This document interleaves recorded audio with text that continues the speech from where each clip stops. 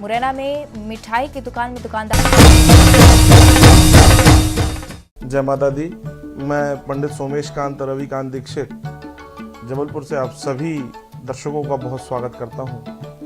आप सभी को इस आने वाले नए वर्ष सन 2023 की बहुत बहुत शुभकामनाएं।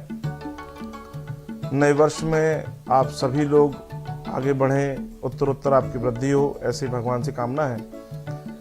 हम वैसे तो समय समय पर आपको राशिफल के द्वारा आपके बारे में और आपके व्यापार के विषय में और भी अन्य चीज़ों के विषय में जानकारी देते रहते हैं। आशा करता हूं कि वह काफ़ी हद तक सही होती होंगी, क्योंकि ऐसा हमारा प्रयास होता है कि जो हमारी गणनाएं हों, ज्योतिषीय गणनाएं हों, जिसके अनुसार आप सभी उसका लाभ प्राप्त कर सकें। आने वाले समय में क्या घटनाएं अच्छी हैं, नहीं हैं, उन सभी पे विचार विमर्श करते हुए आप अपने जीवन के निर्णयों पर पहुंच सकते हैं। इस वर्ष 2023 में विधानसभा चुनाव, जो कि अभी तक अक्टूबर नवंबर में उसकी डेट निर्धारित है या किसी कारणवश आगे पीछे होती है तो वो अलग विषय है, परंतु अक्टूबर नवंबर में जो चुनावी की डेट घोषित हुई हैं उनके अनुसार यदि हम बात करेंगे, इस वर्ष क्या मध्य प्रदेश में किसकी सरकार बनने वाली है, बीजेपी की सरकार बनेगी या कांग्रेस की सरकार बनेगी या कोई अन्य तीसरा दल भी इस कार्यक्रम में सम्मिलित होकर, इस चुनाव में सम्मिलित होकर वह एक कड़ा टक्कर इस चुनावी संग्राम में दे सकते हैं। यदि अभी हम बात करें, सबसे पहले हमारे सामने मुख्य रूप से दो पार्टियां ही मध्य प्रदेश में विगत कई वर्षों से चली आ रही हैं, बीजेपी और कांग्रेस, जैसा कि आप सभी जानते हैं। और माननीय मुख्यमंत्री वर्तमान में जो कि शिवराज सिंह चौहान जी हैं, जो इस समय सत्ता पर काबिज हुए हैं, और 2018 में भी जो चुनाव के समीकरण बने थे उस समय कांग्रेस ने बाजी मारी थी, परंतु 2 साल के बाद उन्होंने सत्ता पलट कर दी। उस समय कोरोना का समय जरूर था, परंतु उस समय कोरोना पर ध्यान किसी का उतना गया नहीं था और भाजपा ने अपनी सरकार पुनः स्थापित कर ली थी। और अभी लगभग 2007 के आसपास से भारतीय जनता पार्टी मध्य प्रदेश सरकार में बनी हुई है और 2023 में हम देखना चाहेंगे कि क्या यह पुनः अपनी सरकार बनाती है या नहीं बनाती है, या कांग्रेस के मुख्य लीडर जो है इस समय मध्य प्रदेश में कमलनाथ जी, वो इस बार सत्ता पलटने में सफल हो पाते हैं या नहीं। ग्रह गोचर के अनुसार, ज्योतिषी गणना के अनुसार क्या रिजल्ट निकलने वाला है, उस पर हम कुछ चर्चा करेंगे। अगर हम बात करें, पहली जो हमारी पार्टी है भारतीय जनता पार्टी, जिसके मुख्यमंत्री इस समय वर्तमान में शिवराज सिंह चौहान जी हैं, यह चुनावी संग्राम जो अक्टूबर नवंबर में होने वाला है, तो उसकी यदि हम बीजेपी की कुंडली की देख के बात करें तो अभी गोचर के अनुसार वृश्चिक राशि से, प्रश्न लग्न से वृश्चिक राशि आ रही है। तो वर्तमान में तो वृश्चिक राशि पर ढैया शनि चल रहे हैं, परंतु शनि की जो स्थिति है 17 जनवरी 2023 को यह शनि मकर राशि से निकलकर कुंभ राशि में प्रवेश करेगा, जो कि शनि की मूल त्रिकोण राशि है। तो यहाँ से वृश्चिक राशि से ढैया शनि का प्रभाव भी खत्म होगा। तो यहाँ से शनि जब हट जाएगा और कुंभ राशि पर जब आएगा, तो गोचर के अनुसार यदि हम बात करेंगे तो शनि इस प्रश्न कुंडली के अनुसार अष्टम भाव से निकलकर नवम भाव में जाएगा, जो कि भाग्य का स्थान होता है। और भाग्य में मूल त्रिकोण के अनुसार जब शनि आ जाए तो शनि राजनीति में विशेष सफलता प्रदाता बनता है। तो एक बार पुनः अगर हम मोटा मोटी बात करें तो मध्य प्रदेश में भारतीय जनता पार्टी के आसार लगभग 80-85% तक तो यह बन रहे हैं कि एक बार पुनः शिवराज जी सत्ता पर काबिज हो सकते हैं। परंतु यहाँ पर साथ ही साथ कुछ समीकरण इस तरीके के भी बन सकते हैं कि क्या मुख्यमंत्री एक बार पुनः शिवराज जी होंगे या कोई नया चेहरा उनके आप लोगों के सामने, मध्य प्रदेश की जनता के सामने भारतीय जनता पार्टी रखती है। अगर हम शिवराज जी की कुंडली की बात करें, यहाँ पर हमें शिवराज जी की कुंडली से चर्चा करनी चाहिए। तो शिवराज जी की कुंडली में केंद्र में लग्न में मंगल बैठा हुआ है, जो कि एक पराक्रमी पुरुष बनाता है और यह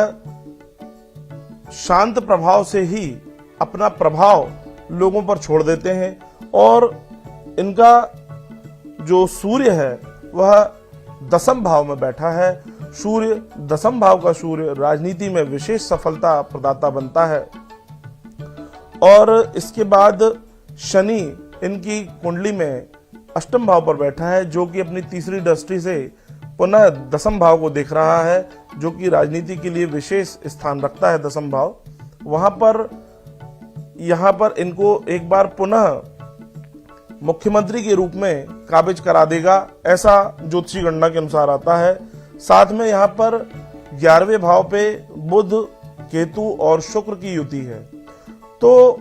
केतु जो होता है वह धार्मिक आध्यात्मिक रूप से व्यक्ति को अपनी ओर आकर्षित करता है, जो कि इस समय आप देख ही रहे होंगे कि वर्तमान में शिवराज जी काफी आध्यात्मिक रूप से आगे बढ़ रहे हैं। और एक बहुत बड़ा मॉडल जो कि उज्जैन में इस बार स्थापित हुआ है, बाबा महाकाल का जो कॉरिडोर बनाया है, उस पर माननीय शिवराज जी की बहुत बड़ी भूमिका रही है। हालांकि कांग्रेस का दावा है कि उन्होंने उस कार्यक्रम का प्रारंभ किया था, परंतु अभी विगत कुछ महीने पूर्व ही महाकाल का कॉरिडोर का उद्घाटन हुआ, जो कि पूरी प्रदेश नहीं बल्कि देश की जनता के लिए एक बहुत बड़ी सौगात रही है बीजेपी की ओर से। तो यहाँ पर अगर हम बात करें तो शिवराज जी धार्मिक रूप से, आध्यात्मिक रूप से काफी स्ट्रांग होते हुए इस चुनाव को अपनी ओर खींचेंगे और एक बार पुनः सत्ता पर काबिज होंगे। माननीय शिवराज जी की कुंडली का विश्लेषण यदि हम करें तो यहाँ पर चंद्रमा भी उनके नवम भाव पर है, जो कि चंद्रमा इनका मकर राशि का चंद्रमा है। और मकर राशि होने से अभी गोचर के अनुसार 17 जनवरी को एक बार पुनः शनिदेव मूल त्रिकोण राशि कुंभ राशि पर जब प्रवेश करेंगे तो यह उनके गोचर के अनुसार इनके कार्यक्षेत्र में संचरण करेंगे। तो जब कार्यक्षेत्र में शनिदेव आ जाते हैं तो यह एक प्रकार से जनता की सेवा के लिए व्यक्ति को प्रेरित करते हैं। और माननीय शिवराज जी ऑलरेडी आप सभी देखते हैं कि बहुत ही अपने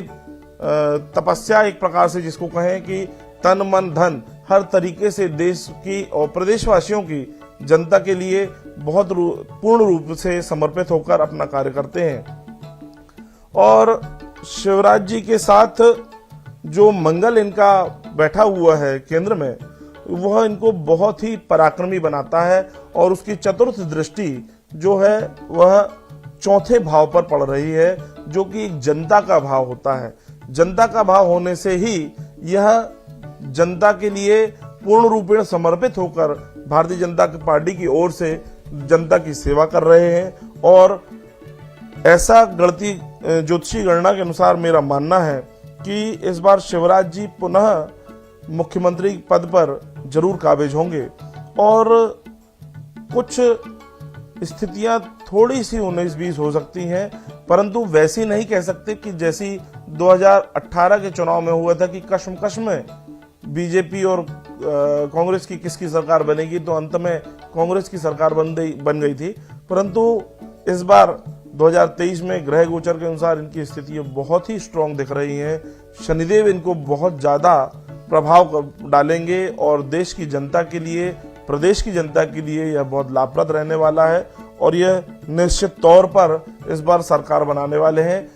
जिसमें इनको इनके सहयोगियों से ज्योतिरादित्य सिंधिया हो, नरोत्तम मिश्रा हो और भी अन्य जो इनके बड़े कद के नेता हैं, चाहे वीडी शर्मा जी हो जो इस समय भारतीय जनता पार्टी के प्रदेश अध्यक्ष हैं, वह सभी लोग मिलकर भारतीय जनता पार्टी की सरकार एक बार पुनः मध्य प्रदेश में बनाने वाले हैं। अब हम इसके बात करेंगे कांग्रेस पार्टी, जो कि विगत 70 सालों से केंद्र सरकार में सत्ता पर काबिज रही है, परंतु उसके बाद माननीय नरेंद्र मोदी जी जो हमारे देश के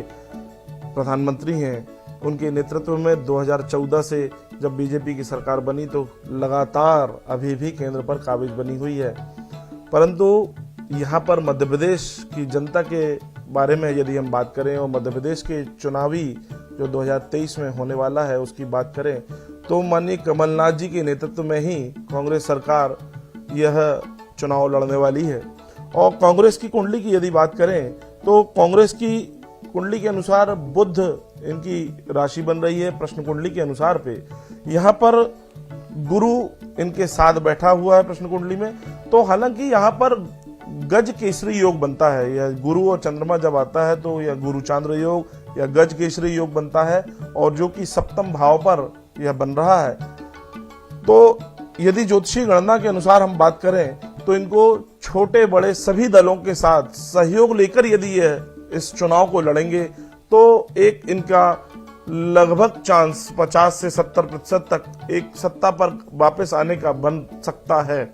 परंतु हम इसको पूर्ण रूपेण नहीं कह सकते, क्योंकि यहाँ पर शनि जो इनका है वह चतुर्थ भाव में बैठा है। हालांकि यह भी जनता का कारक ग्रह माना जाता है और जनता के लिए शनिदेव और मंगल ही पूर्ण रूपेण इस चुनावी कार्यक्रमों को देखते हैं, और चुनाव में, इलेक्शन में, राजनीति में पूर्ण रूपेण हम शनिदेव और मंगल को ही प्रेफर करते हैं देखने के लिए। परंतु यहाँ पर जो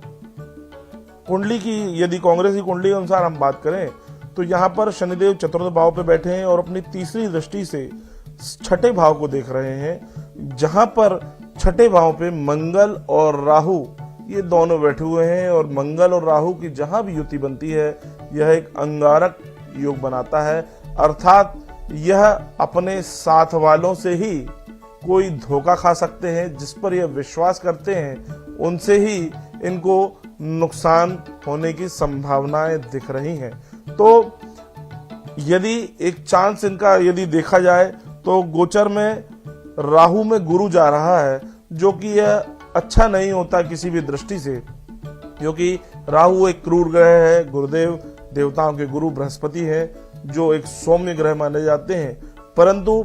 यहाँ पर यदि गोचर के अनुसार हम बात कर रहे हैं तो शनिदेव और मंगल की यदि बात करेंगे तो शनिदेव चतुर्थ भाव में बैठकर तीसरी दृष्टि से छठे भाव को देख रहे हैं, और जहां पर मंगल का और राहु की युति बनकर अंगारक दोष बना हुआ है। तो यदि इस तरीके से हम बात करें तो कांग्रेस की स्थिति यहाँ पर लगभग 50-50% की स्थिति में दिख रही है, ना कि यह सत्ता पर काबिज हो सकती है या नहीं हो सकती। एकदम इस पे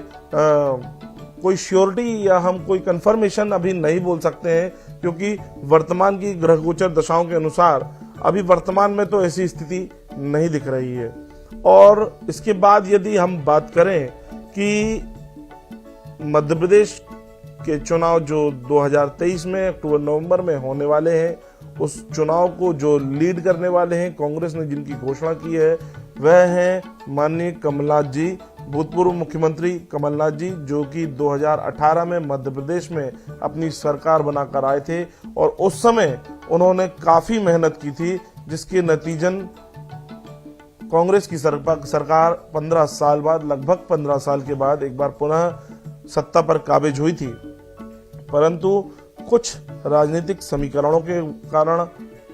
2 साल, लगभग 16 माह या 18 माह के आसपास ऐसा उन्होंने सत्ता चलाई। उसके बाद उनकी सरकार बन गई और माननीय शिवराज जी एक बार पुनः सत्ता पर काबिज हो गए। अब यदि ज्योतिषी गणना के अनुसार हम बात करें माननीय कमलनाथ जी के कुंडली की, तो माननीय कमलनाथ जी के कुंडली में भी शनिदेव बहुत ही उत्तम बैठे हुए हैं। उनके सप्तम भाव में शनिदेव कर्क राशि पर बैठे हैं, जो कि पार्टनर का ग्रह माना जाता है, अर्थात इनके जो सहयोगी हैं, यदि यह इनको सहयोग करें, जैसा मैंने अभी कांग्रेस की कुंडली के लिए भी आपको बताया कि यदि यह सहयोगात्मक रूप से इस चुनाव को लड़ेंगे, सहयोग करते हुए एक दूसरे का, जैसे कि कांग्रेस के कुछ बड़े नेता हैं, माननीय दिग्विजय सिंह जी हैं, जीतू पटवारी जी हैं, और भी बड़े नेता जो हैं कांग्रेस के, जो अगर साथ में एक बार मिलकर इस चुनाव को लड़ते हैं तो ये काफी हद तक बीजेपी को टक्कर दे सकते हैं। परंतु सत्ता पर पहुंच पाना थोड़ा इस वर्ष इनको अभी कठिनाई लग रही है कि 2023 में भी यह सत्ता पर काबिज हो सके, ऐसा थोड़ा कठिनाई लग रही है। परंतु माननीय कमलनाथ जी काफी बड़े नेता रहे हैं कांग्रेस में, उनका बहुत ऊंचा कद रहा है, जो कि प्रदेश और देश दोनों जगह, केंद्र में, कैबिनेट में, हर जगह माननीय राजीव गांधी जी के साथ भी रहे हैं, उसके बाद नरसिम्हा राव जी के साथ भी रहे हैं। तो काफी उन्होंने देश और प्रदेश और एक बड़े स्तर की राजनीति की है और एक बड़े कद के नेता रहे हैं। यहाँ पर कमलनाथ जी के लिए थोड़ा सा मेहनत का विषय बन रहा है। हालांकि यहाँ पर जो शनिदेव है इनके सप्तम भाव पे बैठे हैं, इनकी कुंडली जो मीडिया के अनुसार मुझे प्राप्त हुई है, उनकी तीसरी दृष्टि इनके नवम भाव पर पड़ रही है, जहां पर चंद्रमा बैठा है जो कि इनकी कन्या राशि बना रहा है। यहाँ पर शनिदेव जब तीसरी दृष्टि अपनी डाल रहे हैं, तो शनिदेव और चंद्रमा का जब युति बनती है या दृष्टि संबंध बनता है, तो यह एक प्रकार का विष दोष बनाता है। मैंने आपको पहले भी बताया है कि विष दोष अर्थात इनके साथ विश्वासघात भी इस चुनाव में हो सकता है, कि जो सामने से इनके रहकर सहयोग कर रहे हैं वही इनको पीछे से आघात कर सकते हैं। इसलिए इस चुनाव को यदि माननीय कमलनाथ जी थोड़ी मेहनत से और सहयोगियों को कॉन्फिडेंस में लेते हुए यदि ये चुनाव लड़ते हैं, तो निश्चित तौर पे ये काफी हद तक भाजपा को टक्कर दे सकते हैं। तो दर्शकों, यह एक छोटी सी ज्योतिषीय गणना के अनुसार 2023 के चुनाव की क्या स्थितियां रहने वाली हैं। यदि हम उसको छोटी भाषा में कहें या उसको समअप करने की कोशिश करें, तो मेरे अनुसार, ज्योतिषीय गणनाओं के अनुसार,